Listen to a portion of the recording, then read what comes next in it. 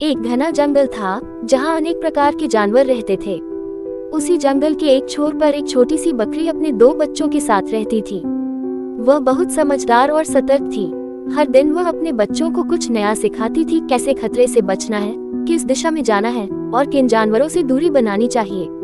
एक दिन बकरी खाने की तलाश में जंगल में दूर निकल गई। जाने से पहले उसने बच्चों से कहा, दरवाजा बंद रखना और किसी अजनबी के लिए मत खोलना, चाहे वह कोई भी हो।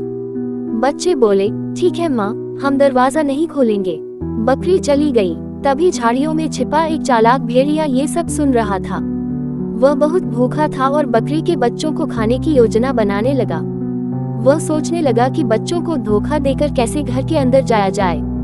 भेड़िया बकरी की आवाज में बोला, बेटा दरवाजा खोलो, तुम्हारी माँ आ गई है। लेकिन बच्चों ने उसकी मोटी और डरावनी आवाज पहचान ली। उन्होंने कहा, तू माँ नहीं है, माँ की आवाज प्यारी और मीठी होती है, तू भेड़िया है। भेड़िया गुस्से में चला गया और पास के तालाब में जाकर शहद और मुलायम पत्तियां खाकर अपनी आवाज को मीठा बनाया।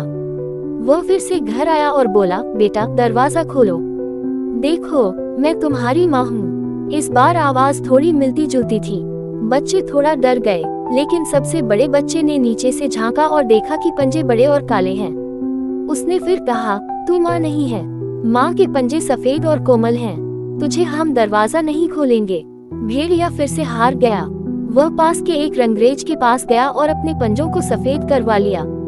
फिर तीसरी बार वह घर आया। आवाज मीठी थी, पंजे सफेद थे। अब बच्चे थोड़ा भ्रमित हो गए। उन्होंने दरवाजा खोल ही दिया। भेड़िया अंदर घुसा और बच्चों पर झपटा। बच्चे डर के मारे चीखने लगे, लेकिन उसी समय बकरी लौट आई। उसने भेड़िए को देखा और सींग से मारकर दूर फेंक दिया। भेड़िया घायल होकर भाग गया और फिर कभी उस इलाके में नहीं आया। बकरी ने अपने बच्चों को गले लगाकर कहा, धोखेबाज हमेशा चालाक होता है, लेकिन अगर तुम सावधान रहो और एकजुट रहो तो कोई भी तुम्हें नुकसान नहीं पहुंचा सकता। उस दिन के बाद बच्चों ने माँ की हर बात ध्यान से सुननी शुरू की और जंगल में फिर कभी कोई खतरा नहीं आया।